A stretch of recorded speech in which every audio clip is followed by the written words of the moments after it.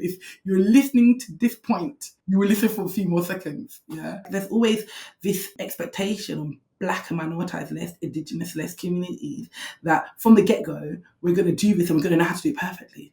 Right. And actually, when we then have project funding that's only like 6 months or 12, basically short-term project funding, we're not able to actually be experiential and say, okay, let's test things out with the community.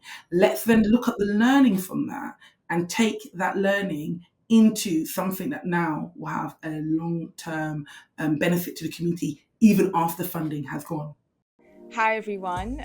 Welcome to Black Earth. Black Earth is an award-winning podcast and community celebrating Mother Earth and the incredible Black women leaders who are restoring our relationship with Mother Earth. I'm Marion, and I'm the creator and host of Black Earth. And I am so grateful, so honored, so excited to be in conversation with such visionary women who are showing us what true leadership looks like in the 21st century. In today's episode, I meet with Agnes Agyepong, who is the founder and CEO of Global Child and Maternal Health. I first came across Agnes 2 years ago when we met at an event in London on clean air justice. And I was so inspired by the work that she was doing because it was so niche and so necessary. Agnes does research and engagement on the impacts of air pollution on Black pregnant women, Black mothers, and Black children in London and the UK. In this conversation, we speak about air pollution, but we also speak about the research and the importance of research, true community-centered research, in helping us address and develop effective policies for clean air. Agnes and I also get to speak about one of my favorite topics ever, which is joy, and how Black women can center joy and rest and ease and pleasure in the way that we live and the way that we work. As you can see in this episode, the sun was setting on my end because I'm currently in Indonesia, but the conversation continued. And this is one of the reasons why I created Black Earth, because even when the light darkens, the conversations in our communities continue. So I hope you enjoy this episode and that you are inspired by the work that Agnes and her organization do and the way in which they do their work. Thank you. And thank you, Agnes, for your leadership and your support.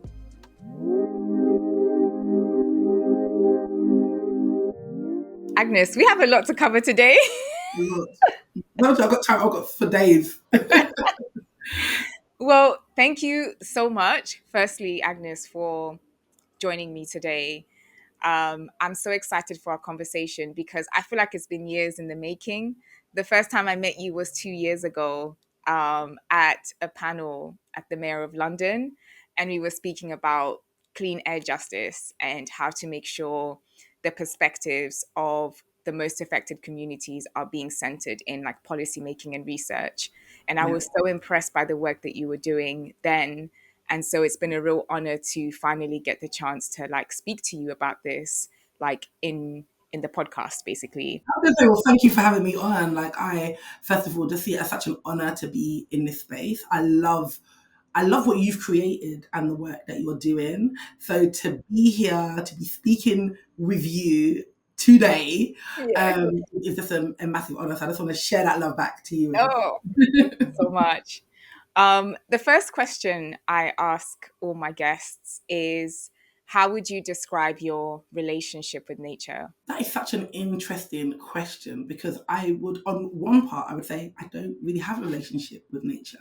And I say that because I'm born and raised in Southeast London. When I just think about like, when I step out of my house, there's lots of concrete, very few kind of trees or proper green spaces. And so I would say that my kind of everyday relationship in terms of the work that I do, getting on the trains, the buses, I'm not really having like an embodied experience like with nature, right? Mm-hmm. So that would be my kind of, if I'm just coming from a place of truth, that is what I would say. But on the other side, I would say that my relationship with nature is one and the same, you know, like we can't remove ourselves from nature. you know, the air that we breathe, the food that we eat, right? Um, Even like, I think I was saying to you earlier on, it's been like a heat wave here and now it's raining and it feels like I'm in England, but I'm in a monsoon and so forth. That's part of nature, that's part of my embodied experience of how I'm just experiencing getting up in the morning, dropping my kids to school, you know. So it's two of the same. And I make that distinction because I remember during COVID, I took my children to the Cotswolds. That's probably been one of the best holidays that my children have ever had. And Mm. that's when I really, first of all, I felt like a really bad mum because I was like, when I'm in London, I hold on to my children so tightly, yeah, crossing the road, walking.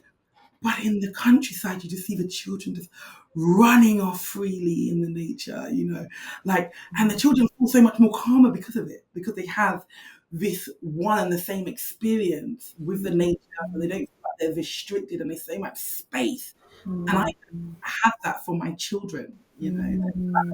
Able to like make that distinction between I don't have a relationship just because of like my built environment, but I really do understand that I do have a relationship because it makes up everything that I do live, experience, feel in the world. Mm. That's so powerful. Thank you so much for sharing that, Agnes. And last summer, I used to volunteer at this education charity in Brixton called Baytree Centre, and they're a charity for women and girls, especially who are migrants or refugees. And last summer, I worked with one of the team members to organize a nature day out for the girls. And when they arrived at 8 a.m. at that center, they were not feeling it. They were not Yeah, feeling anything. But the minute we arrived at this farm in Kent, they were so free. They were so curious. I'd never seen such curiosity in children. Like they were curious about everything. And they were so creative, like the way they were playing, like in nature and making up games and learning how to like cook together and share the tasks. I was just like, wow, what a difference the environment makes, you know? right, The transition from like Brixton to Kent and just seeing how their personalities changed, that right. was like eye opening for me. And I love the fact that you hit on the word personality because a lot of the talk that we do is around, obviously, when we're talking about climate justice, we're talking about direct things to our health, as in the air that we breathe, the heat waves and so forth, the floods, and how that is a material impact. But personality, if I decode that, we're talking about the mental health then of our children, right? Mm. Fear that they felt, and I saw that instantly. Like my son, who I'd be like, oh my god, he gets hyper. At that time, he must have been about. I have two sons, so they were like 2 and 3, and at that time, I'm like, oh my god, two boys, and they're all over the place. No, no, no, no, no. They are not meant to be in confined spaces. They're not meant to be so restricted. And when they're actually able to be free within the environment, their personalities took on a completely different persona, Yeah. right? Which impacts their mental health. And also my mental health as a mum, because I Yeah. was running around like this farm hold, and I was like, why is that my default reaction to run and hold? And all the other women were with their children, same age and even younger, and they were just like, Hakuna Matata, like, and really intrigued that children couldn't do anything wrong because it's just space. And they were Mm. and I had to, as a parent, realize like I'm I'm acting not as out of a position of parental being, but just out of default as an urbanized Londoner, not really knowing what to do in the nature when it comes to my children. I had to really reflect on that and then say, okay, you know what, let me let them be free. Wow. That's powerful. Thank you. So, Agnes, you lead an organization called Global Child and Maternal Health. I'm curious to learn more about your journey and what led you to set up this organization. Yeah, sure. So I'm the founder of an organization, as you said, called Global Child and Maternal Health. But initially, it started off as Global Black Maternal Health, right? I didn't start off to be a clean air advocate. I sometimes I always get shocked that you're still inviting me to come and speak. But as a mother, I've spoken openly just now about the fact that I'm a mother. I've got 3 children. When I was pregnant and then had my third child, I experienced care that was woefully inadequate at the time. I didn't know that Black women at the time in the UK were 5 times more likely to die in pregnancy. These are not things that were in my radar whatsoever. But what I did know was I was treated really, really bad. And if it wasn't for the fact that it was my third child and it was my first child, I probably could have been severely harmed, because if I had listened to their advice and I hadn't tried to put my foot down, and I say I did the best I could at that time, because I'm in labour, so there's not much more I could do. God knows what could have happened to me and my child. So that, I always say, was a kind of a watershed moment for me, because it changed the trajectory of my life. Yeah, I had such big indignation. I was so angry. I remember, like, I'd given birth to my child at 2 o'clock in the morning, and within half an hour I was trying to put like eyeliner and put like a little turban on my head and make myself palatable. And I always share that story, because it's like, as a Black woman, I also felt at the time that, I've come in to give birth. When it was my first child, I wanted to get my nails done, pedicure, I had to look cute. After the first labour pain, I said, you are ridiculous. Yeah. You are looking cute. You think anybody try it? So second child now, but by the time it's the third one, I'm in my auntie dress. Like, I know I'm coming for the word labor, and I understood what that definition meant. Yeah. So I've come in and I really thought, like, these people have really misread me. Maybe it's because of the way I've presented myself and so forth. When I've given birth to this baby, I want to speak to the manager, and I need to make sure I presented myself in a certain way. And when I reflect back on that now, I'm just like, how ridiculous that, first of all, any woman should be made to feel that she needs to look a certain way and present herself in one of the most vulnerable, if not the most vulnerable time in her life. But then after I kind of started investigating what had happened to me, I started to advocate for myself, and then for other women, I started to understand this whole bigger narrative around Black maternal health. So that's how I fell into it. During that time, obviously, COVID was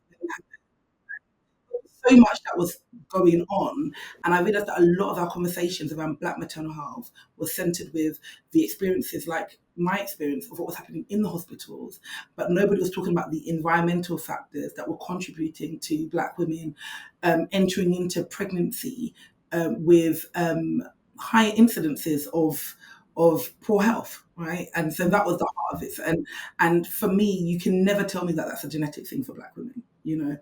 I lead you back to the science. Then, if we talk about that, where the oldest remains found, yeah, like, if Black women's bodies had any genetic default, none of us would be here. Yeah, like, a long time ago, we would have cancelled ourselves out. So we know that it cannot be a genetic issue. Yeah. What are the systems, what are the environments, what are going on that Black women are more likely to die in pregnancy. And at the same time, I have a daughter who's asthmatic. Whilst I was pregnant with my third child, again, with the incident that I had, a lot of things was happening to her around the air that she was breathing, around her deteriorating health, and around me not being listened to.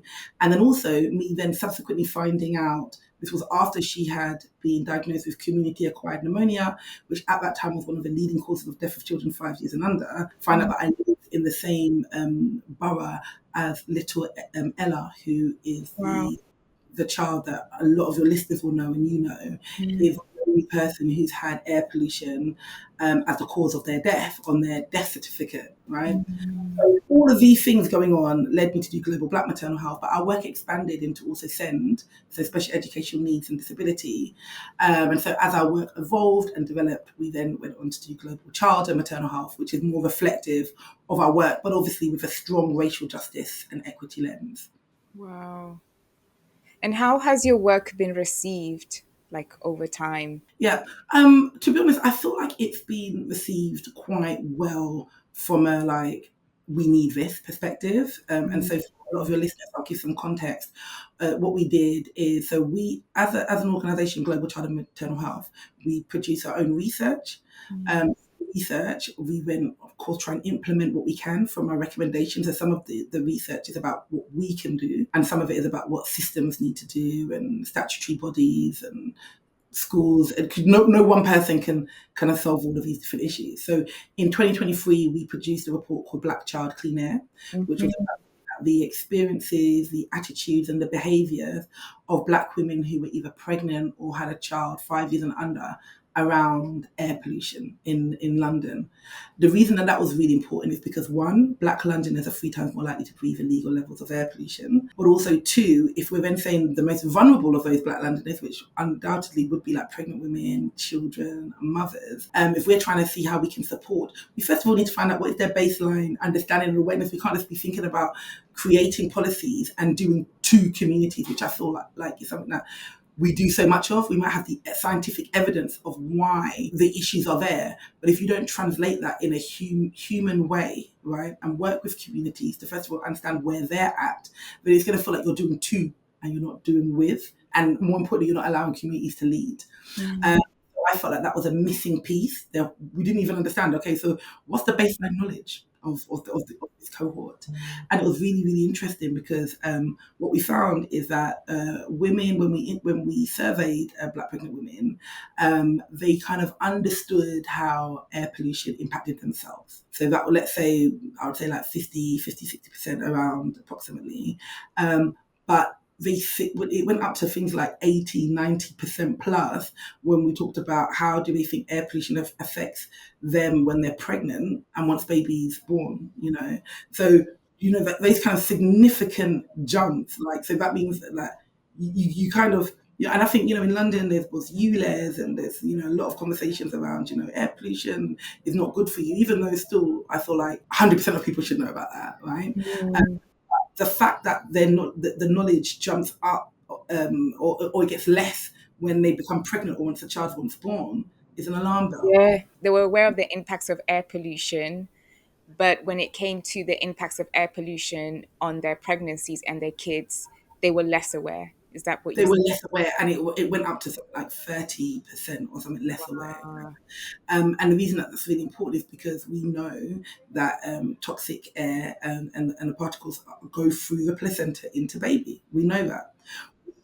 That children or pregnant women who are exposed to high levels of air pollution, the children are 3 times more likely to be autistic. We know about, like, just the epigenetic makeup, that literally a baby's brain formation and cell formation can be changed in utero, whilst the baby's growing up.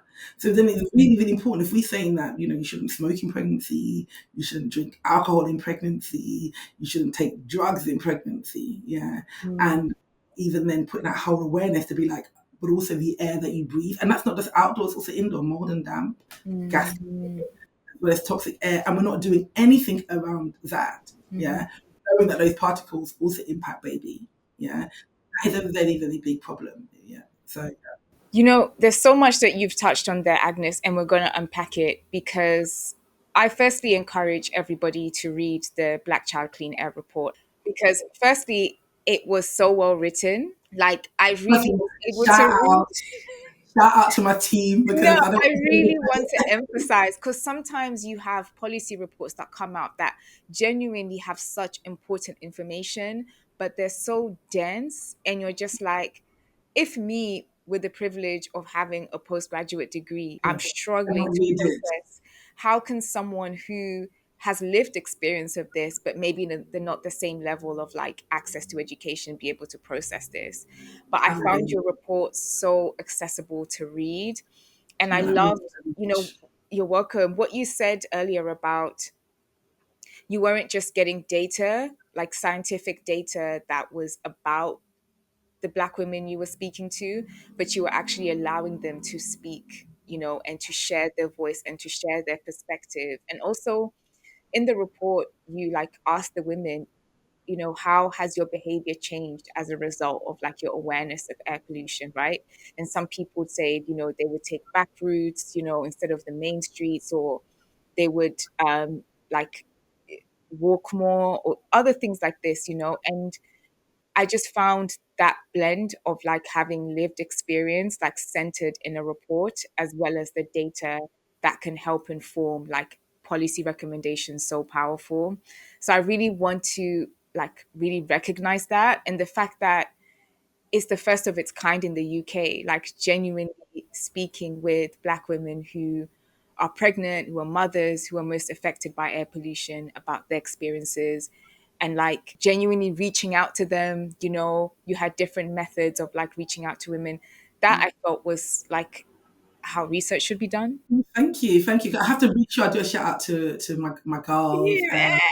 Yeah, Dr. Michelle Peter and Reese Wheeler, again, who also authored the report. It's a team effort. Yeah, like I don't come from a research background. And actually, when I started to embark on this journey, our motto is nothing about us without us, and about putting research back into the hands of Black communities as leaders and change agents.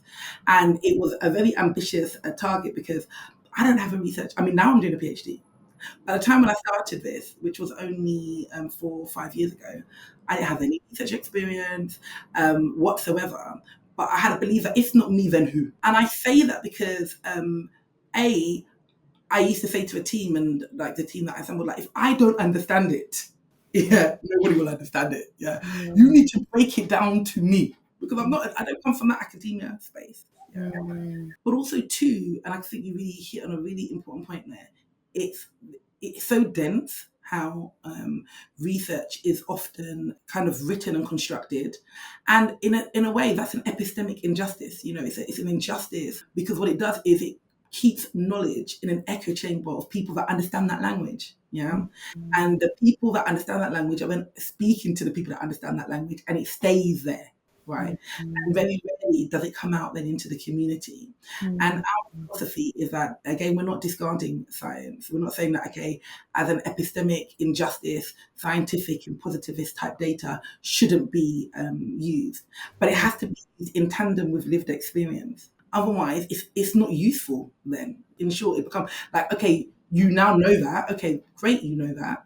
But how do you turn that knowledge into things that are actionable and into things that communities can now find it useful for themselves? How are you going to now do that? That's really powerful. And, you know, when you say epistemic justice, what do you mean by that? Okay, so epistemic injustice, right? So epistemology is the study of knowledge and how knowledge is constructed, right? And so epistemic injustice it basically means that you're putting who says what knowledge is important versus what's not. So what we know is in the current like landscape when we're looking at research, we know that scientific, data heavy knowledge is kind of preferred or seen as more robust than kind of lived experience, than kind of qualitative data and so forth. Like and that's a hierarchy of knowledge. Yeah. And in a way that does oftentimes create an epistemic injustice, so a knowledge injustice on whose voices then matter. As Black people, as for us that come from the diaspora or indigenous communities, for us it's an even more epistemic injustice or more injustice. I don't want to even use these big terminologies in a way, but it's a more of an injustice about our knowledge because we know that traditionally our knowledge has been more oral history. You know, my background is Ghanaian. You know, if you think about Anansi, you know, I know the story of Anansi not because a book told me, but that's the story that my mum would have told me, and her grandma would have told her, and her grandma and grandma.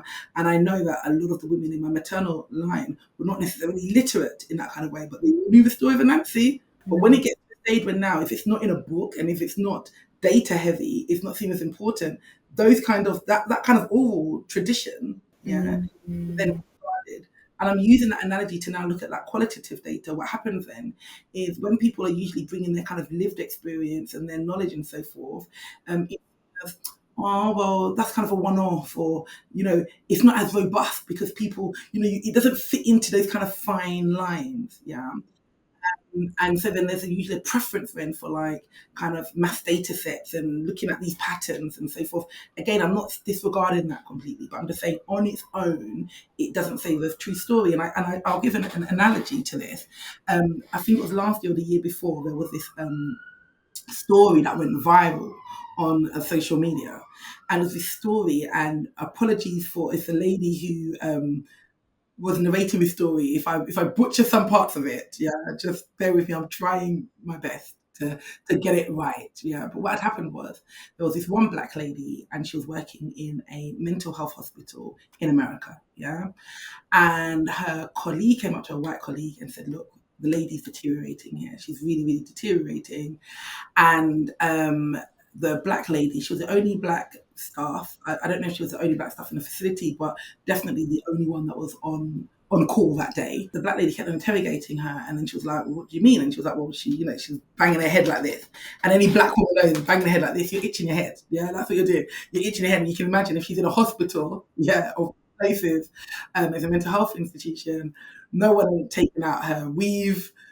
Those braids underneath might be like, they might have grown this long, yeah? But I use that story always as an analogy to talk about why data on its own, without lived experience, yeah, and qualitative data can actually be quite harmful. We've spoken before about like research being the first, like you were saying, research that's done in a just way is like the first step towards like clean air justice, because when you have meaningful information, meaningful data, then you can actually think of solutions which work. Another element that I wanted to discuss with you is one about inequality, because that has come up not just in terms of the unequal impacts of air pollution in London, and how that disproportionately affects Black communities, ethnic minoritized communities, and working class communities, but also it's come up in the solutions, right? So I'm not going to name any solutions here,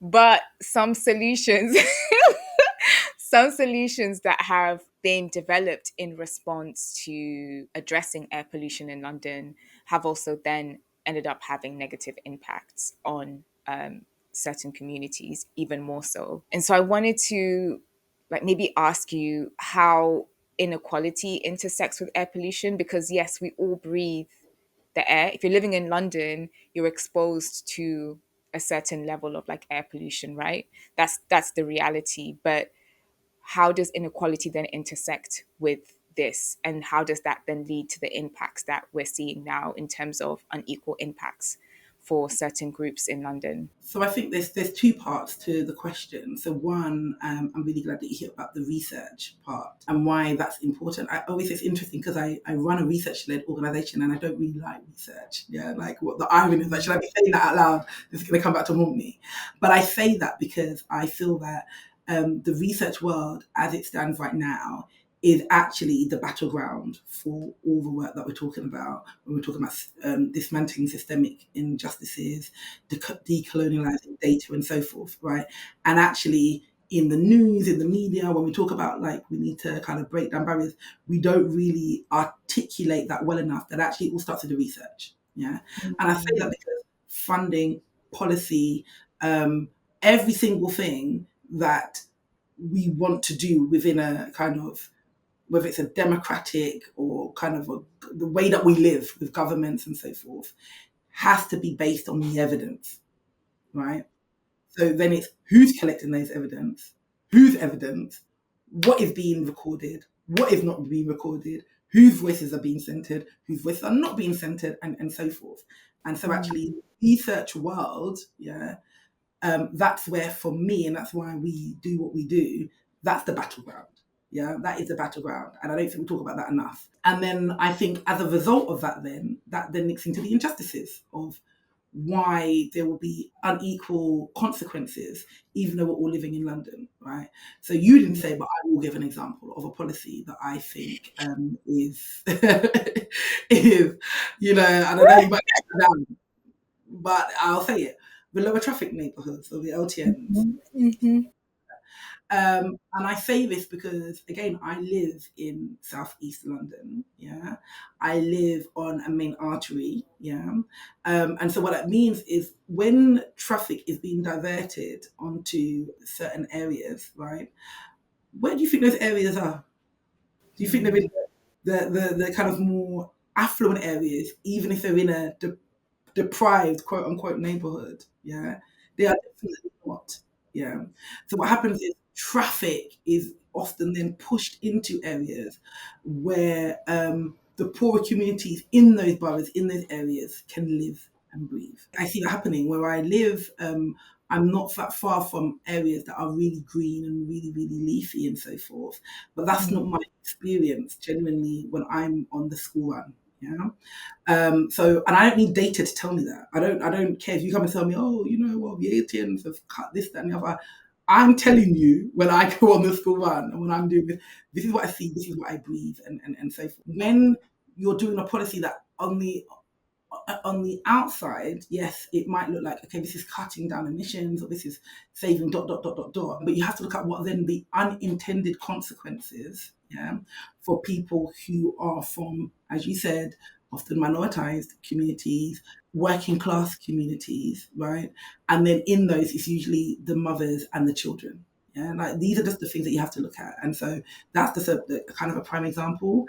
Then we've got to think about then what's the health implications then for these communities, right? Because a lot of the time we talk about air pollution, we talk about climate, we talk about heat, we talk about flood, and so forth, right? But if I don't understand how that then directly translates into my health, yeah, or that of my family, then these just become other words for me to decode alongside so many other words I have to decode. So if you're giving me more things to decode, right, it's not that I don't care about these issues, it's just that I'm already overwhelmed with life. Yeah. Again, that becomes an injustice on who can actually have the capacity to even understand these unintended consequences and really then assess these issues and then make the correlation. I can talk about this stuff for days. Yeah. So Yeah. it's it becomes an injustice, and that's what I talked about. The kind of key term in the research world is epistemic injustice, but the kind of the key terminology just for us as just average people without the academic language is it really becomes a liberty. Like we don't need to say epistemic injustice. It's an actual liberty that we then end up bearing the brunt disproportionately for policies that will maybe have an overall better effect for community, but not mine.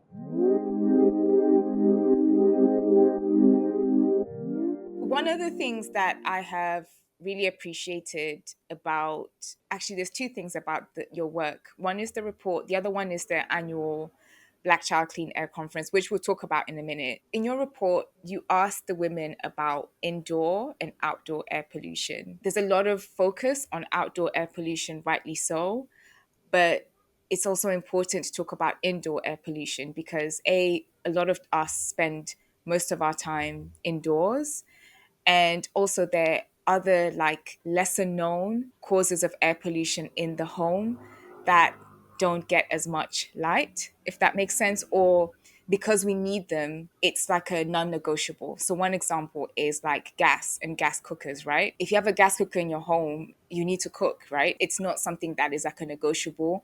Whereas something like, which I'm guilty of, burning incense, I mean, it's good for my spiritual aura, but I can live without burning incense. Yeah. So I really appreciated this also because, on a serious note, there are other determinants of indoor air pollution like damp and mold, which has come up in conversations around the right to decent housing, especially in the UK. And so I see this conversation around clean air touching on so many different points. It's an environmental issue, it's a climate issue, it's a decent housing issue, it's a public health issue, it's an animal rights issue, right? Because if you have animals and the soil as well taking Mm-hmm. in that air, that Mm-hmm. also has impacts on our living environment. And so it's the need of like to bring together different knowledge communities, different departments, policy departments together is what's going to be most effective in like addressing like air pollution in its entirety. And it's one of the reasons why I really appreciate the conference that you hold every year. So I'd love for you to tell like our listeners more about the annual conference. And I know you had one last month. Like, what are the key themes coming up at the moment around addressing air pollution in the UK? But I think one, you gave the answer. It's about bringing together different knowledge communities, and it fits into what I said earlier on about the knowledge injustice, about whose knowledge matters and whose knowledge doesn't. If we don't have different knowledge communities around the table, right, we're creating an injustice to them. Yeah. So yes, when we do our research and we do our report, I would say the report is more for the industry. Yeah. Mm. My mum, growing up, I come from a Ghanaian background. I don't want to stereotype Ghanaians. However, as women, we're mostly meant to, there's a kind of a stereotype of us needing to be a little bit more calmer and so forth. And I grew up like the ugly duckling. I came out, I was completely different to what I meant to be. It's like, where did this child, because I speak out. I'm out. My mum was like, you need to be a lawyer. You're always talking. The report, I would say, is like me talking and being like, you see, I'm not the only one saying it. Like, for me to have that research and that data, because I don't want you to minimize the things that I'm saying. I really knew I needed my evidence base to be able to talk. So that's why we have the report. But the conference now, and that fits into, again, when we're talking about the knowledge and the communities, that now is that our oral conversations, the bit I was talking about earlier about how do Mm. the community receive information. And that's not to say that we are not researchers. I mean, my head of research is a black woman. My directors and so forth, unapologetically, they're black women. It's very important that a majority of my team do come from the same communities that we are trying to address, yeah, so that we can bring in those different lenses. So that's not to say that we can't understand positivist, scientific type data. Not only can we understand, we can lead on that. Yeah, I want to put that there. But also in our traditions, like, and I'm talking about ancestry now. I'm not even talking about just like now, our traditions, pre-colonialism, right? Our traditions that shape us as, first of all, a diasporic community in the UK, and also in our indigenous cultures, is all history. We like to be able to get together and to be able to commune and communicate and fellowship and decode information by listening and speaking. We like that, that we gather, whether it's through religion, whether it's through spiritual, whether it's, even in America, they'll be like, oh, you invited to the cookout, or you're not invited to the cookout. It's And all of through that. a podcast. Yeah, exactly, a podcast. It's because of the kind of speaking part of it. So our conference is that aspect. It's making sure that we're honoring all the different knowledge, ways that knowledge is not just constructed, but also decoded. And so our annual Black Child Clean Air Conference, we bring together, yes, we have politicians in the room, we have together people that are from the healthcare sector, people that are from the education sector, people that are from transportation, we have social commentators, but we have community, right? We have people Mm. that traditionally do not appear to be clean air advocates, right? And that's really important to me, because I would think, how did Agnes, become a clean air advocate? Because it was not even on if somebody had given me a leaflet about this 10 years ago, I would have been like, like, so, but I feel like that's the power. How do we convert people like me, who traditionally didn't really see themselves at one with nature? That wasn't really our kind of way into it. How do we let them understand that you are exactly number one, the person that should be interested in this more, right? Mm. Do that by bringing together the community, bringing together people who traditionally may not feel like this is about them, but then when they come in, they're like, not only is this about me, this is my story, yeah. And so, Mm. yeah, this year our theme was predominantly actually about indoor air pollution, and that's important, right? Because when we talk about pollution, and we're talking about it particularly in communities that they will say quote unquote are deprived, and I say quote unquote because I live in one of those quote unquote deprived communities, and actually some of the communities are some of the best communities I would say are in London. To use Mm. that colloquial, these are vibey, multicultural communities. There's so much energy and so much love, right, in these communities. When we're then looking and talking about just these issues of air pollution and so forth, we need to make sure we've got those communities that are in the room and that they're centered. And I feel like that is what our annual conference is all about. And then outside of that conference, also then disseminating information, because we don't want it to just be once a year that we're talking about. Wow. Thank you so much. I'm aware that there could be someone who is watching this episode right now who is pregnant, who has young children, and is concerned about the impacts of air pollution on their health and their baby's health. What are some of the kind of key recommendations you can make to them right now at this stage? That's really important. I think, first of all, it's the knowledge about, where possible, educating themselves on some of these different issues. Yesterday, I was with somebody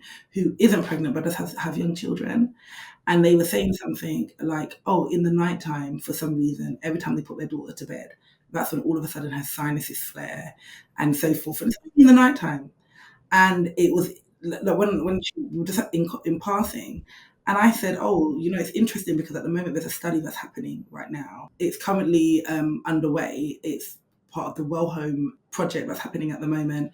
These are not their finalized results, but what they're finding is that in the house, the air pollution, like indoor air pollution, so whether that's through gas cooking and so forth, it stays in the children's room and it lingers there longer than any other room in the house. And that's Wow. typically what happens is families come home from work, they typically cook, yeah, and everything else that's going on. They send the children to bed usually earlier than the adults would go to bed, and they close the door and the children go to sleep. Whereas for the adults, because they're still walking around and going in and out, all of that, whatever's being built up in their now home environment, has more of a chance to be ventilated out, but for the children, they're still there. And so far, preliminary studies are kind of showing that. So those are the kind of things that are kind of, I don't want people to feel like we don't have any agency, we're just at home, we can't do anything. Little things like that, thinking about, okay, after dinner time and so forth, how can I make sure that all the rooms are ventilated properly and, opening the windows where they can and so forth. I think other things around speaking to your doctors, increasingly now there's lots more training that is happening with kind of GPs and healthcare professionals around speaking to communities around air pollution and so forth. So actually speaking to a community, because I feel like, again, a big injustice is that if I've got reoccurring migraines, or my child's having reoccurring migraines, reoccurring sinus problems, skin issues and so forth, I might go to a doctor and say, I feel my child's got eczema, my child keeps having sinuses. I will not say, do you think this is an air pollution issue? Yeah. Like, and I'm just saying that as a mum, yeah. Many parents wouldn't know to even bring that, yeah. So I think that's a part, and also speaking to your MPs. So I was speaking, I was at an event yesterday in Parliament, and there was an MP there, and she was like, no, she doesn't get one single letter about air pollution, yeah, and she doesn't get one single letter about it. When she's looking at what she's prioritizing because she has to represent the local community, she doesn't really have a strong case to say this is why she's focusing all of her energy on air pollution, whether that's indoor or outdoor, and not X, Y, and Z. She doesn't have a strong case. Yeah. So again, things that you can do is like writing to your MPs and making sure this is for your listeners that are based in the UK, and I'll probably say within America and so forth. But even if you're based, in outside of the Western kind of hemisphere, do not think that your voice does not matter. Yeah. Like social media, finding other kind of communities and so forth that you can kind of speak to and kind of decode. We live in a global village now. I think that's really, really important. And where it is safe to do so as well, speaking to your kind of elected representatives as well. Yeah, that's really powerful. Thank you so much. And I know in the UK at the moment we have Ella's Law, which has been reintroduced into Parliament, and that law is named after Ella Roberta, the girl who you were speaking about, who died from air pollution at the age of 9. And this law is aimed at, making clean air a human right in the UK, and really just making sure the UK government is accountable for like doing its best to enable clean air in the UK. So I think even stuff like that, like bringing that to your MP and saying this is going through Parliament, what are you doing to make sure that this resolution is passed? Those kinds of things do make a difference in the long run because they're going to be about changing legislation and changing Yeah. law. No, I'm just so glad you brought that up because Ella's law is fundamental. And even when you say that, like, oh, Ella's law, it's about making sure that clean air is a human right, I kind of like wince. And I wince because it's 2025 and we're talking about clean air being a human right. Like, Absolutely. do you know how wild that is? Like, Absolutely.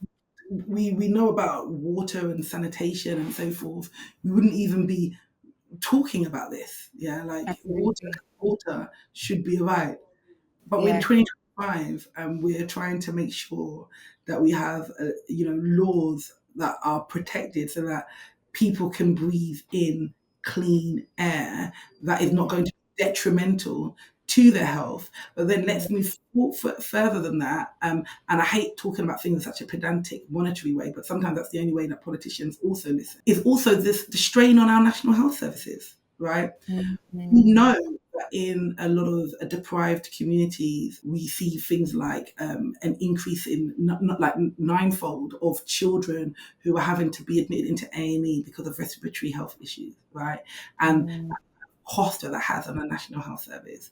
We know that obviously neurodivergent children who have additional sensory issues and so forth, when they're breathing in this toxic air, that's going to have a different kind of a sensory relationship to them, which increases the incidence of sensory meltdowns and their ability to then be able to engage into the curriculum and so forth, right? In the UK right now, where we're being cut back on winter fuel allowances and all of these other different aspects, in the US where we see that there's massive cuts, and so actually globally we see that there's massive cuts, there's not money circulating around that. Can we even afford the costs of toxic air on our communities, and then the cost that it has monetarily on our health systems, but also the cost of the community? We can't actually afford it. Absolutely. And it's the deaths, the number of deaths that are being caused by air pollution, but also the lifelong health issues which you've raised.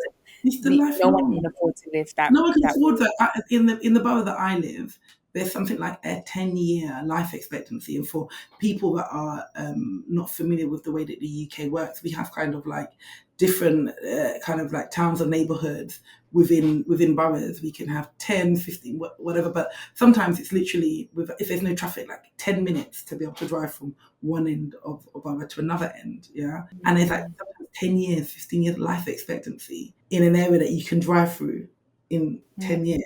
But then again, what we're looking at as well is healthy life expectancy. So yes, in the UK and in the US, actually I think even globally, we're living longer.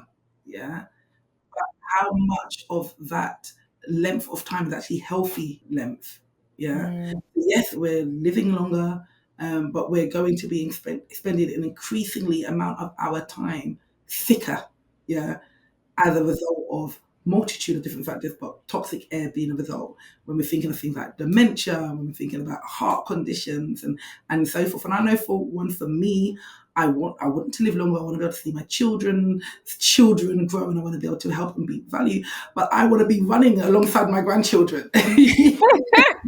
So when we're talking about our well-being and living and having an embodied experience as we go into old age, toxic air and clean air has to be part of that conversation. When I entered into this work, and I said it at the beginning, it was through my own trauma, it was through my own negative experiences around maternal health. And so I entered it into with a fight. I entered it with my fight. Like had so much indignation. I just couldn't believe what was happening to me, right? But now I would say, my son was born in 2018. It's 2025. Now I'm like, no, I don't have to be fighting every single second. I am allowed to have joy. Thank you so much, Agnes. The last question I have, Agnes, how can we support you and support your work? So I think there's a few things. I think one, please come and follow us. That's something that you can do for free. You can follow us on Instagram. So that's Global Child and Maternal Health. Find us on LinkedIn as well, Global Child and Maternal Health. You can find me everywhere, LinkedIn, Instagram. If there's any kind of like funders and so forth out there, this is not even just a cry for me to say, fund me and support me, right? But it's about, as an industry, for the philanthropists, supporting work that is rooted in really authentically engaging communities. I feel like at the moment there is a lot of lip service around, we want to address inequalities and inequities, but if anybody does an audit on actually where does the funding go when we're talking about that, because it's all good saying we want to address inequalities, we want to talk to the community. Okay, so how are you supporting those that are already on the ground to be able to do that? You'll find that actually the conversations don't match the actual funding and support. So I would say that, for philanthropic organizations, do their own kind of review on that and see actually how can they support. And that could be through podcasts like the work that you're doing. It could be through the work that we're doing, where we're actually speaking directly to communities through research. If you're a multitude, I'm not saying my way is just the only way or the right way. I'm saying find the different pockets, because different communities are going to listen to different things, and make sure that you're also supporting those groups to be able to sustain themselves, and not just with 12 months. Don't give us anxiety when you're thinking about supporting us. I know, like, I'm probably talking to you, but this is really, really important. If you're listening to this point, yeah, you will listen for a few more seconds. Yeah. When you give us, and again, I don't want us to come from a place of ungratitude and so forth, but this is really a place about, if we're talking about systemic injustice, if we're talking about systemic inequalities and readdressing that, we're talking about also from a place of, I don't want to talk from a place of joy, but just from a place of a regulated nervous system, yeah, then we need to be able to plan. Yeah, we need to be able to say, okay, you know what? And also we need to be able to have risk. And I feel like there's always this expectation on Black and minoritized, Indigenous communities that from the get-go, we're going to do this and we're going to know how to do it perfectly.